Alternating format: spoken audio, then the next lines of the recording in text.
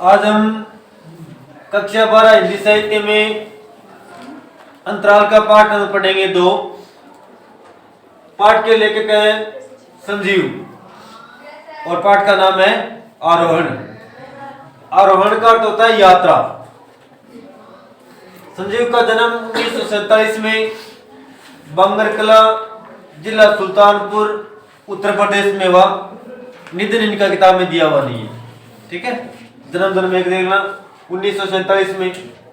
इनके प्रमुख कहानी संग्रह है 30 साल का सफरनामा, आप यहाँ हैं, दुनिया की सबसे हसीन औरत। ये इनकी महत्वपूर्ण कहानी रचनाएं हैं। संजीव की कहानियों और उपन्यासों में आंचलिक भाषा का प्रयोग दिखाई देता है। आंचलिक भाषा कौन सी होती है भाई?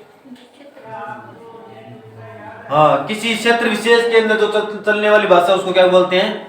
आंचलिक भाषा बोलते हैं। जैसे राजस्थान की आंचलिक भाषा अलग होगी और उत्तर प्रदेश की अलग होगी। सभी भाषाओं के अलग अलग कुछ ऐसे शब्द होते हैं। यहाँ पर हम इनकी कहानी है आरोहण। उसके अंदर लेखक ने पर्वतारोहण की जरूरत और वर्तमान समय में उसकी उपयोगिता को रेखांकित की है। पाठ के अंदर पहाड़ी क्षेत्र का वर्णन किया गया है। अब पहले बताओ, पहाड़ी क्षेत्रों में रहने वाले लोग सुखी होते हैं या दुखी होते हैं? हाँ? दुखी होते हैं। दुखी क्यों होते हैं? हाँ? पहाड़ टूट जाए ये बता, दुखी होते हैं या सुखी? तो बस इतना बता दो। आप नंबर गई सुखी और दुखी हो। देखो, पहाड़ी क्षेत्रों में रहने वाले अधिकांश लोग दुखी होते हैं, क्योंकि एक तो पहाड़ी क्षेत्र होते हैं, वहां गरीबी बहुत ज्यादा होती है। गरीबी इसलिए ज्यादा होती है क्योंकि वहां रोजगार के कोई साधन उपलब्ध नहीं होते। पहली बात तो ये। दूसरी, वहां पर खेती नहीं होती, क्योंकि खेती के लिए भूमि कौन चाहिए? समतल भूमि चाहिए। खेती भी नहीं होती। इसके अलावा वहां यातायात के साधन भी बहुत कम होते हैं। वहां की कमाई का जरिया सिर्फ थोड़े बहुत कोई टूरिस्ट जाते हैं, यात्री जाते हैं वहां पर। उनसे जो कमाई होती है वो इनकी कमाई का और जीवन जीने का जरिया है। बाकी और पहाड़ी क्षेत्रों के अंदर कोई कमाई नहीं है, या थोड़ी बहुत कोई चाय की खेती होती है। तो इस पाठ के अंदर पहाड़ी जो क्षेत्र है वहां के लोगों का जीवन किस प्रकार का होता है ये वर्णन किया गया। इस पाठ के अंदर देखो, मुख्य रूप से पात्र एक तो है रूप सिंह, उसका भाई है भूप सिंह, भूप सिंह का पुत्र है महीप सिंह,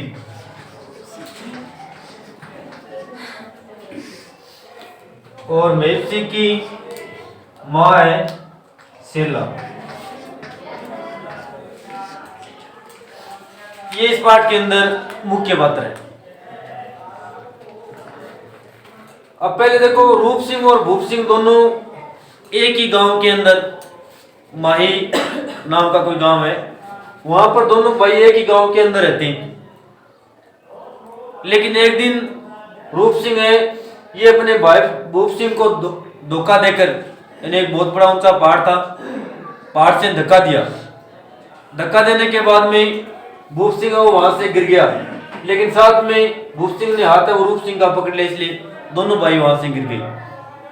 लेकिन भूप सिंह बड़े ताकतवर व्यक्ति थे, उन्होंने किसी भी प्रकार से अपने भाई को बचा लिया। बचा तो लिया, लेकिन उसके बाद रूप सिंह उस पहाड़ी क्षेत्र यानी अपने गांव को छोड़कर मसूरी चला गया। वहां पर उनकी मुलाकात कोई शेखर कपूर नाम का एक व्यक्ति था, उसके साथ हुई, और वहां से उसने पर्वतारोहण की ट्रेनिंग ले ली। अब एक तो पर्वतों में रहने वाले लोग होते हैं, एक गवर्नमेंट भी पर्वतों में चढ़ने के लिए, उतरने के लिए, पहाड़ी क्षेत्रों में जीवन यापन करने के लिए ट्रेनिंग देती है, और उसके लिए भर्ती भी आती है गवर्नमेंट, और सरकारी तनख्वाह भी मिलती है। अब रूप सिंह ने ये चीज ज्वाइन कर ली और 11 साल तक अपने गांव के अंदर नहीं गया। 11 साल बाद में वह अपने शेखर कपूर के लड़के को लेकर अपने गांव के अंदर गया। तो उसमें 11 सालों के अंदर काफी कुछ बदल चुका था, वहां पर कुछ परिवर्तन भी हुए। वह जैसे उस पहाड़ी क्षेत्र के अंदर पहुंचे तो वहां पहले उन्होंने एक होटल वाले से मुलाकात की और उसको बताया कि हमें माही गांव जाना है, जिसके पास में एक सुर्गी कोई गांव है, वो भी पास में ही है। और वहीं पर ये लड़का महब सिंह बैठा हुआ था, जिसकी उम्र लगभग 9 या 10 साल है। अब रूप सिंह को ये पता नहीं है कि ये किसका लड़का है, भूप सिंह का, उसके भाई का है। अब महब सिंह है वो बाद में 2 घोड़े लेकर आता है, उसके पास 2 घोड़े, उनका नाम है, एक का नाम है हीरू, ठीक है, ये घोड़े हैं 2, एक का नाम है वीरू।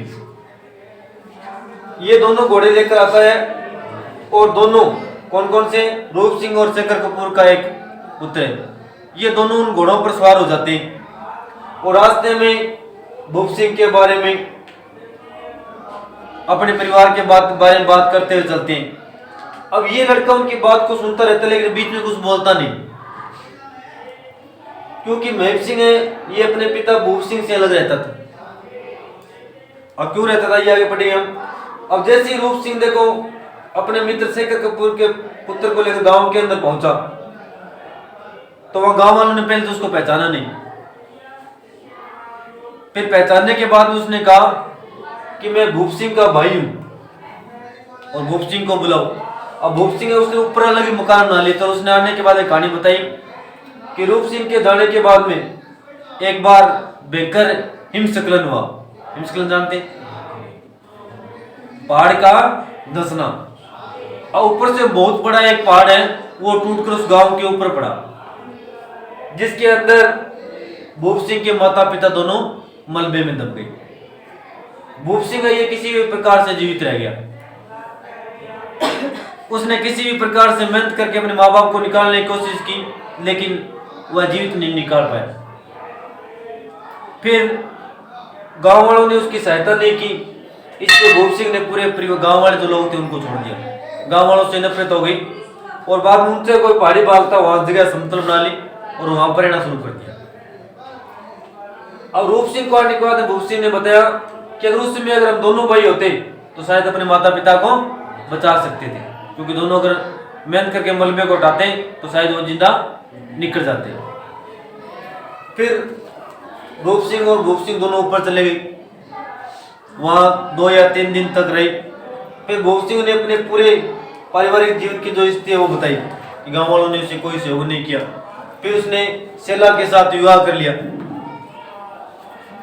विवाह के कुछ साल बाद में उसकी मृत्यु हो गई। मृत्यु का जो कारण था वो महब सिंह ये मानता था कि भूप सिंह के कारण उसकी मृत्यु हो गई, उसकी मां की, इसलिए उसने भी अपने बाप को छोड़ दिया और वो उससे अलग रहने लगा। ये इस तरह की पूरी कहानी उसने बताई। फिर देखो भूप सिंह बड़े कठोर थे और उसने अलग ही दुनिया वो शुरू कर दी। गाँव वालों ने तो बिल्कुल ही सहयोग नहीं दिया, तो एक झरना था उसको तोड़कर वहां पर खेती की, चाय उगानी शुरू की, फिर फसलों की पैदावार हुई। इस तरह से अपना जीवन यापन है वो शुरू कर दिया। ये इतना सा पाठ है। पाठ के अंदर पूरा पहाड़ी जो जीवन है लोगों किस तरह से जीवन यापन करते हैं उसके बारे में वर्णन किया गया। ठीक है, प्रश्न देखो गृह कार्य के लिए।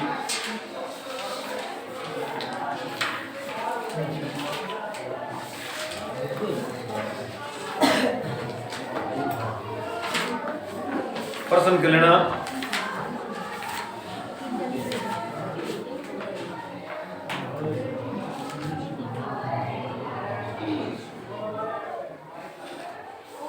तीन नंबर, 4 नंबर,